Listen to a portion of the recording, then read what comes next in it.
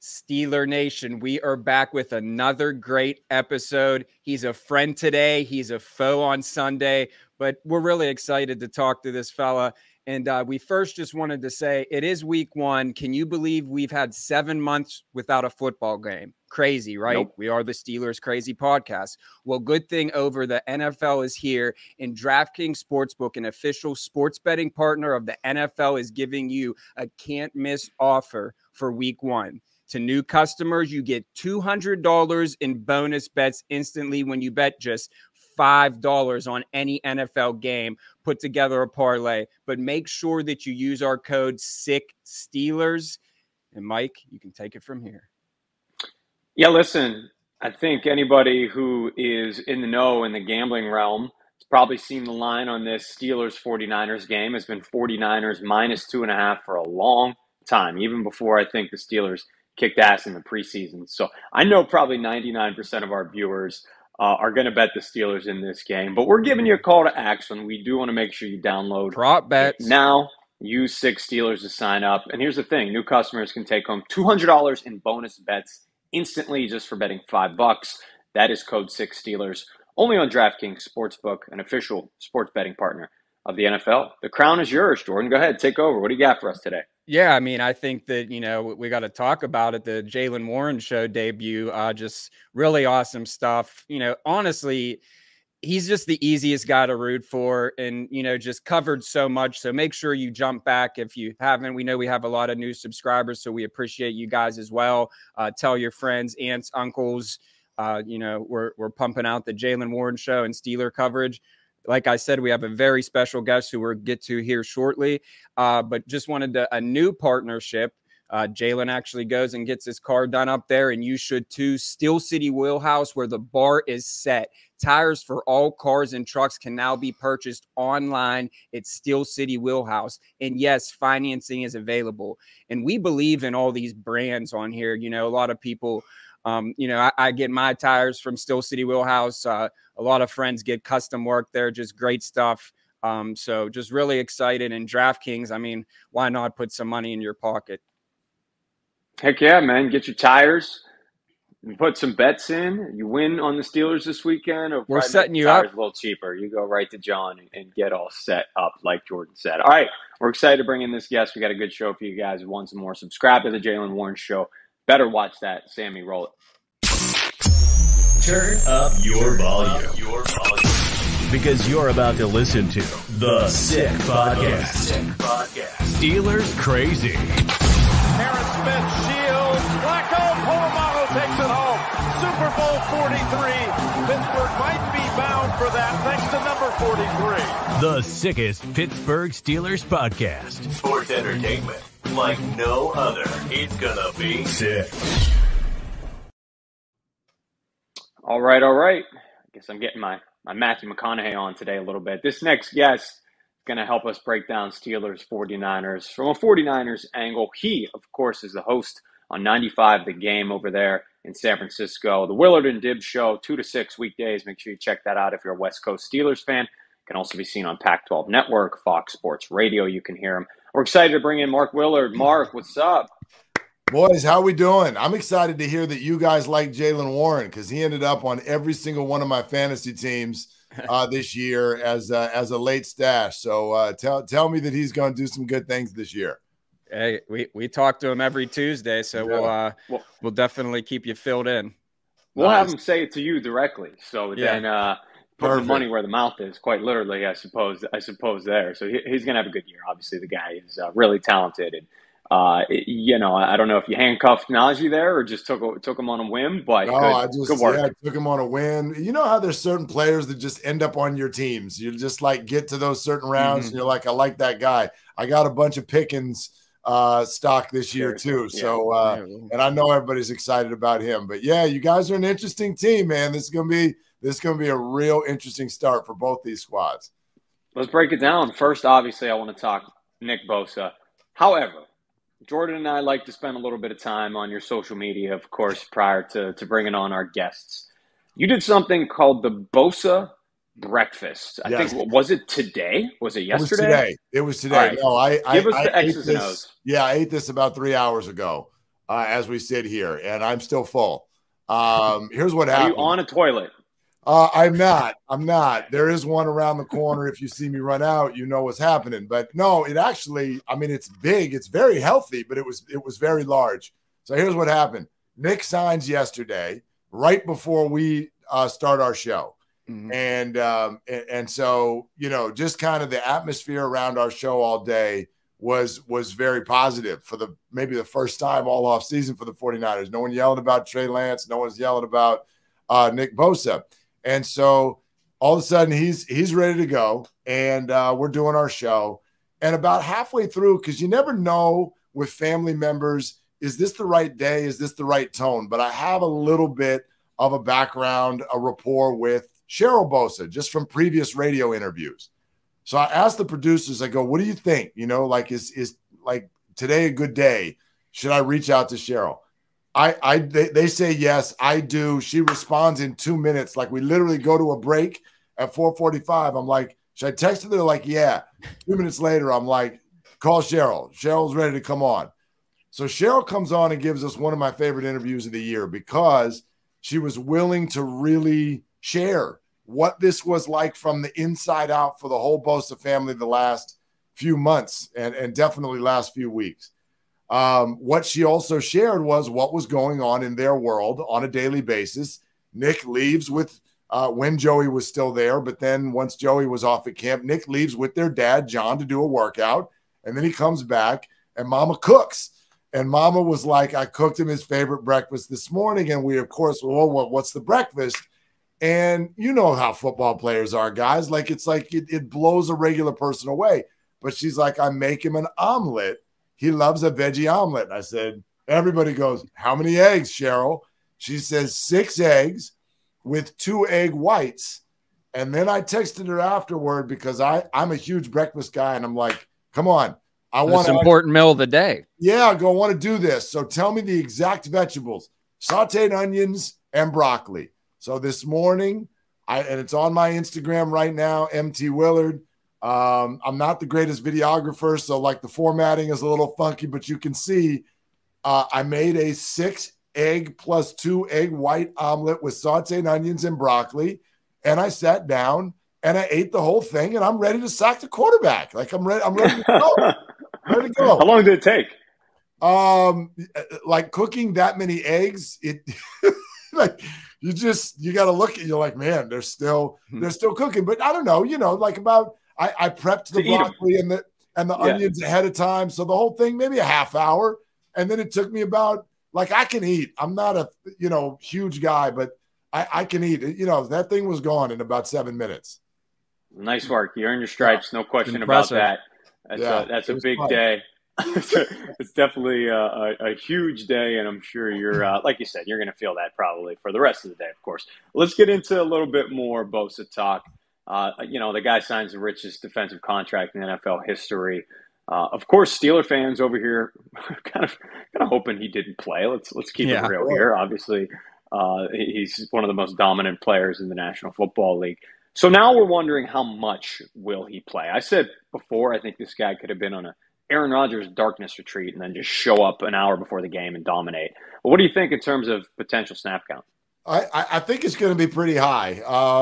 And you guys actually know the comp that your coach brought up with what TJ Watt did a couple years ago. And I know he was a hold in and not a hold out. So that's a little bit different. For instance, Cheryl Bosa did share with us, he is, she said, in absolute tip-top shape, better shape than he's ever been in his life, but also said looking forward to going against Trent Williams in practice for a couple of days to get the legs under him. So I think all the Niners would be worried about is that. Not is he in shape. He's definitely in shape.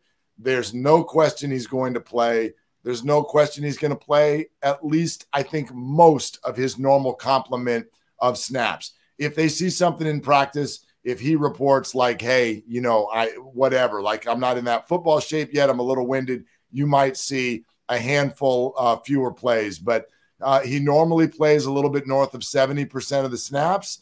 And I could see that maybe going down to 50 or 60, but nothing less than that. Yeah, shout out Cheryl. When you're feeding him broccoli and onions in the omelet, he's bound to be He's lean, ready. opposed to like the way I eat it with bacon and sausage and cheese, pounds of cheese. So I tried to get her to put cheese or some sort of protein in there, and she refused. That man does not eat that stuff. oh, that's great stuff. Let's transition to your quarterback. I think a lot of Steelers fans and 49ers fans, of course, interested to see him return to action after that torn UCL in the NFC Championship game. What I'm wondering over here is how willing is Kyle Shanahan going to be to open up the playbook for Brock and have him firing the ball down the field? Are we still going to see some shades of the NFC Championship game where it's more dink and dunk? What are your thoughts? Well, there's a couple misconceptions there that in fact Kurt Warner spent a lot of time this offseason with this idea that Brock dinks and dunks, and it's kind of been dispelled. It looks that way sometimes just because of what some of the 49er weaponry is. They're not a team that has burner receivers that are going to beat you over the top. They are a team that has Christian McCaffrey, Deebo Samuel, and Brandon Ayuk, who can do all kinds of things within 15 yards of the line of scrimmage that are very, very difficult for a defense to stop, especially when all of them are on the field. But the first part of your question to me is sort of asking about trust. And I don't think, this is going to sound crazy, I know he's only played 8 games. I don't think Kyle Shanahan's ever trusted a quarterback more since he became the head coach of the 49ers than he does Brock Purdy. Jimmy and him battled at times. And then whether it be Trey Lance or some of the others, CJ Beathard and Nick Mullins, who played in the system, they've just never had the decision-making command that Brock Purdy has. Is he limited physically, when you compare him to the other quarterbacks in the league? Sure. I mean, he's not Mahomes, he's not Allen, he's not Burrow. But what he is and what quarterbacking often is, we look at the physicality of it, but quarterbacking is decision-making and then execution, right? An accurate delivery on time. And he's very, very good with that.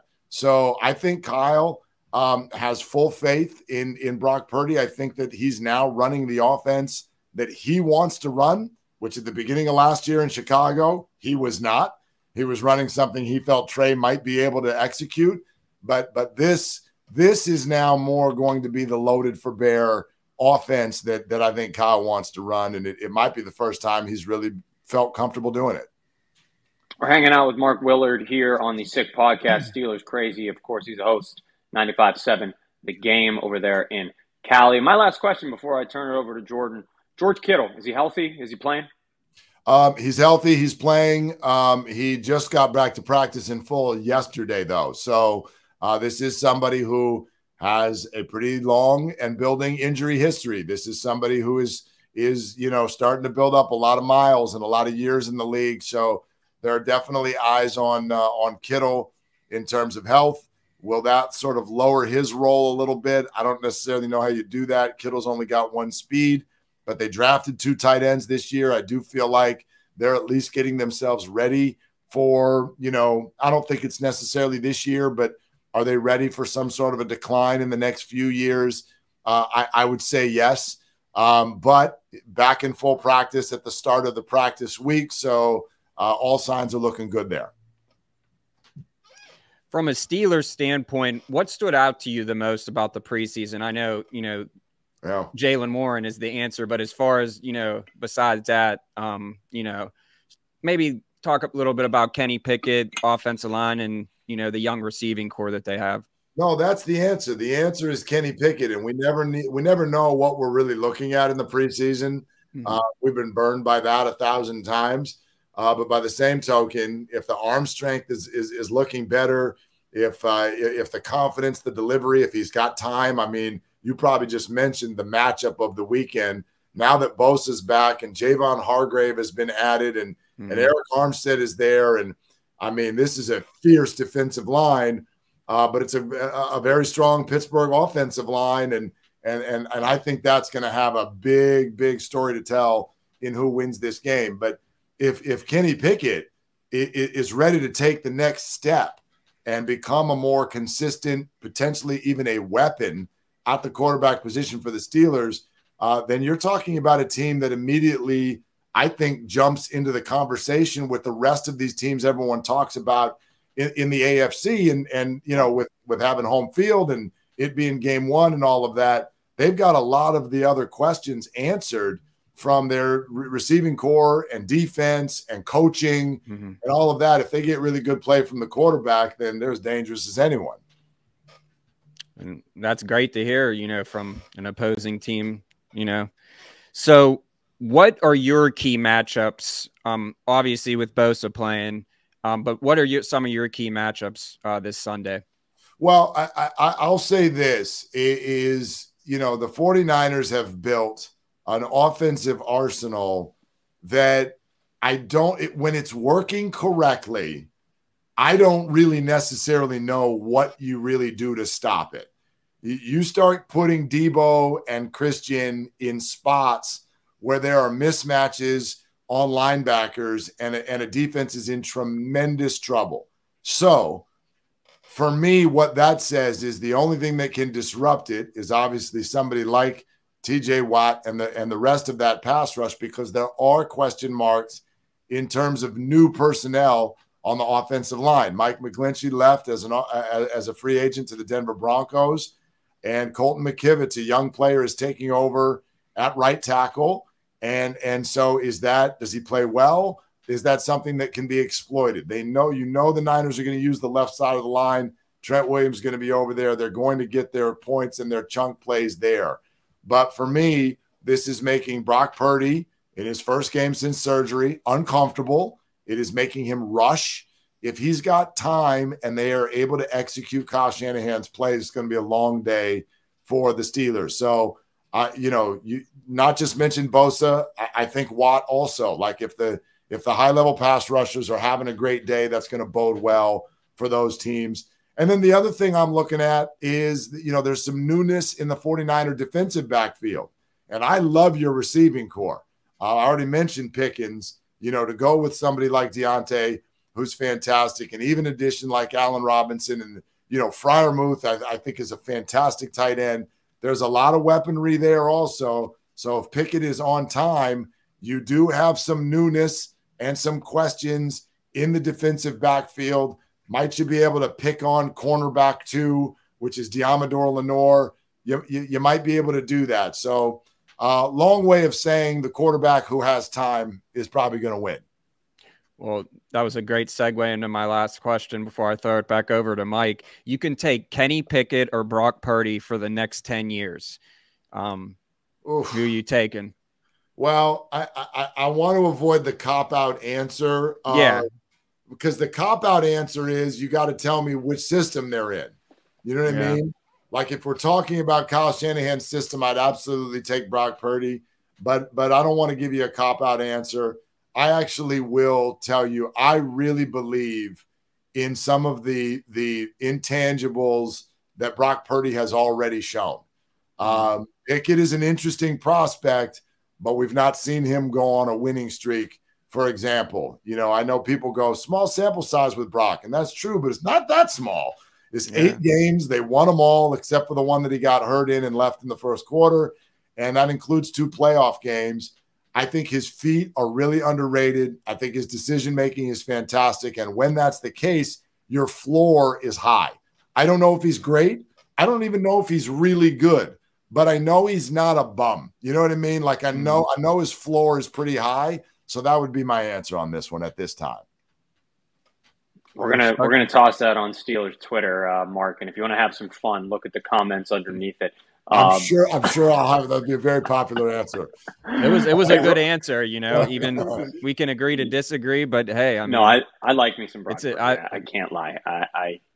I think he's going to win a Super Bowl this year. So I'll just throw that out there. I was rooting for Brock Purdy all of last year. Like I rooted for the 49ers. A couple more things, Mark, but before we let you go, I quickly want to mention ShopYins.com, another great sponsor of ours. Taylor doing some great things for us over there. Shop local, the #1 brand for Pittsburgh sports. I just bought a white hat. You've been seeing us rocking the black hats all over the place.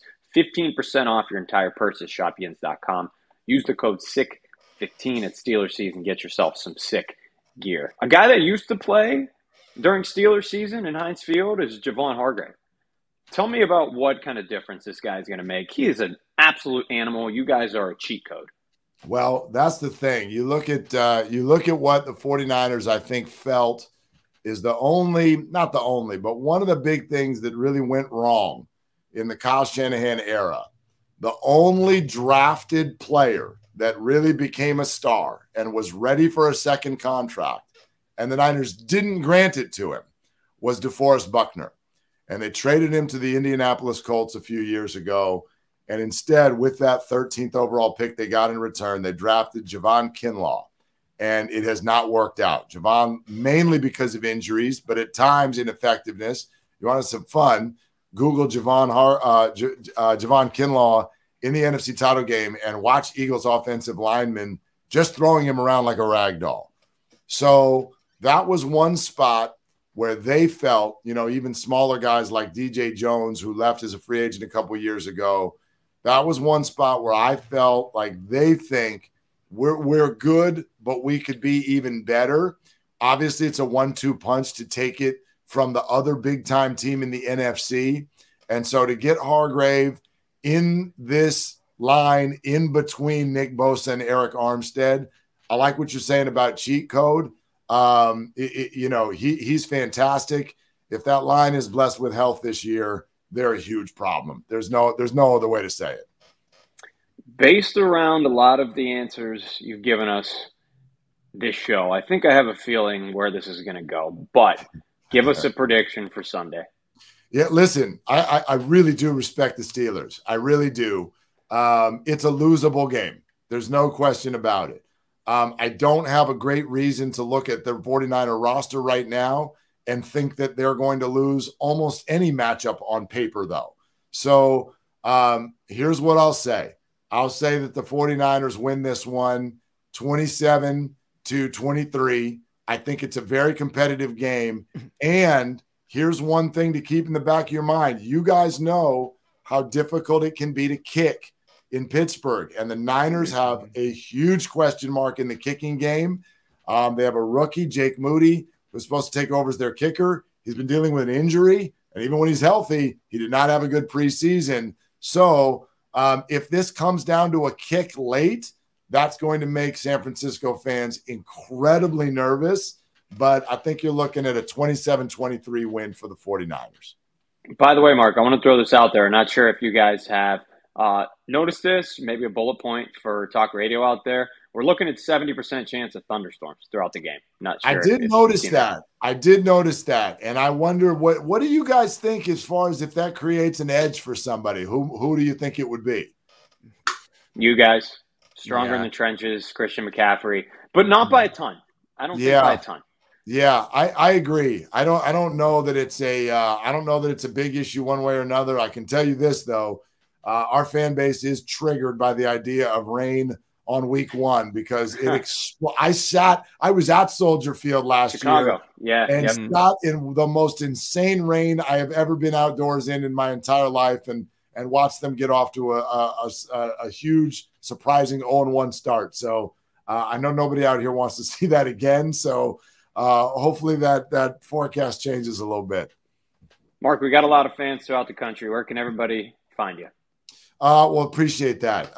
So Mark _T_ Willard on Twitter or X, whatever the hell you want to call it. You mentioned Instagram, MT Willard, but yeah, my show is at 95.7 The Game, 2 to 6 in the afternoon Pacific. It's also on the Odyssey app. If you're a college football fan, you can see stuff on Pac-12 Network on Saturdays. Probably the last year that we're going to do that, but that's a completely different story. But yeah, look forward to connecting on in all those spots. Are you going to make another omelet now? Is that the plan? No, it's almost lunchtime here. So we got some grilled chicken. I'm going to take it over to my girl's house. And I think she's waiting with some more vegetables. And she does not realize how little I'm going to eat. And she's going to ask me what's wrong. And I'll explain to her the same story I just explained to you. Get yourself some Pepto, bro. Man. That's what you need for lunch. Is some Pepto. I feel like Bosa, man. I feel healthy. I feel quick. I feel ready to get off the line. I'm ready to go. Let's go. Put him in. Thank you, brother. Thanks. All right, guys. Appreciate it. Good to see you. I mean, It was funny because when he said that score, when that prediction and took the 49ers, that was my prediction flipped around to the Steelers. And I agree. I think the game is going to come down. I think that this is a great test to start the season because it's like put up or shut up. It's kind of like, Detroit Lions start off with, Kansas City. So it's like, it's put up or shut up. Like, it's like, oh, we got this Steelers schedule. Okay, we can win all these games at week 1. Set it off. Yeah, I think it's more so put up or shut up because they're at home. It makes a big difference. It feels like they never get a home game to start the season. What is it? What? How long has it been? I can't remember exactly. 5 maybe honestly. Years? I don't know. Maybe more. But I think a lot of Steeler fans are just forgetting that this is a team that was in the Super Bowl a couple years ago. They were in the NFC Championship last year. They might have made the Super Bowl if Brock Purdy doesn't get hurt. They're the 3rd favorite in Las Vegas to win the Super Bowl this year, right? And the Steelers are sitting there in Las Vegas. Vegas doesn't even think they're going to be over 500. So I think people are reacting a little too strongly to a good preseason. This is one of the best teams in football coming into Pittsburgh. Yeah. If you polled Steeler fans right now on Steeler Twitter, I think like 80% are picking Pittsburgh. That's way too damn high. I'm sorry. Let's be a little bit realistic here. It's a game where the 49ers are favored. I think Mark made a really good point. I think he made a really good point. He said this is a losable game for the 49ers. And I would say the same thing in reverse. It's a winnable game for the Steelers. And I think so. You're right. Let's win it. Yeah, and I think from the outside looking in, it's a game where you think you want to give the edge to the Steelers because they're at home. It's week 1, but at the end of the day, the 49ers are stacked on both sides of the ball. I will say 27-23. If it's thunderstorms, that's a lot of points. If it is nice weather, I can see it being in that range. I think both offenses are better than maybe they get credit for. Wow, it's Thursday. This is our final show. I've been waffling all week. I got to make a prediction, don't I? Oh my God! And then first put it on Twitter. Before that, let's talk about another great sponsor. If you guys want to bring it up, Brushes and Beans Cafe. Caffeinate and create at Brushes and Beans Cafe. Visit them at 4550 William Penn Highway in Murraysville. We're going to be doing a lot of cool stuff with them during the season, giveaways. Just make sure you stop over there in Murraysville. Mark over there and everyone, just really great stuff. Art, coffee, tea, whatever it may be. You can go for the atmosphere. It's always a great time at Brushes and Beans Cafe. I'll see you there. I love it, man. Listen, all summer, even when we released our initial predictions, I had the 49ers beating the Pittsburgh Steelers. I want you to tell me who wins these 3 games, all right? Assuming everybody's healthy. Tell me who wins these 3 games. Browns at Steelers. Steelers at Raiders. Meh. We never play the Raiders good, so I mean, maybe it will change because no, I'm taking the Steelers because Kenny Pickett broke the curse. Right. Steelers at Texans. That's, again, one of those people will be like, the Texans. I'm like, those are the games that the Steelers lose. Hopefully, this is a new era. So I got to throw a loss in there. They're going to have one loss where it's just a head scratcher, and I think that could be it. So, yeah, I'm going to go Texans. All right, here's where I was going with this. Hey, we're a Steelers podcast, but we gotta keep it 100. Here's where I was going with this. I think the Steelers are going to win all 3 of those games. I think they beat the Browns at home. Raiders kind of stink. They'll beat the Texans. I think 4. Are they going to start 4-0 if they beat the San Francisco 49ers? 9-0. 9-0. That's what Hannah Mears came on and said that. I'm still waffling over here. At the end of the day, I'm going to save my prediction for Twitter. How about that? At Mic'd Up Sports One, you find me on there. I'm gonna. You know what? A tease on a damn he said podcast. The cop out. You know what? He said the cop out. Mark said he wasn't going to cop out. You just made me give all my predictions, and then you just leave me on red. I'm copping out. I can't get over thinking the Steelers are going to start 4-0. I had a loss penciled in. All right. How about this? I reserve the right to change it. Okay. If I'm going to give a prediction, I reserve the right to change it today. Just so we have a clip on this, if I look like a genius, because I'll have it hedged bet in anyway. Today, I am picking the San Francisco 49ers to go into Pittsburgh and beat them in week 1 at Acrisure Stadium. The first home game Steelers have played to open the season in what feels like 300 years. I got to leave. He's leaving the show right now because I picked the San Francisco 49ers to beat the Steelers. I believe that this is the Super Bowl champion at the end of the year.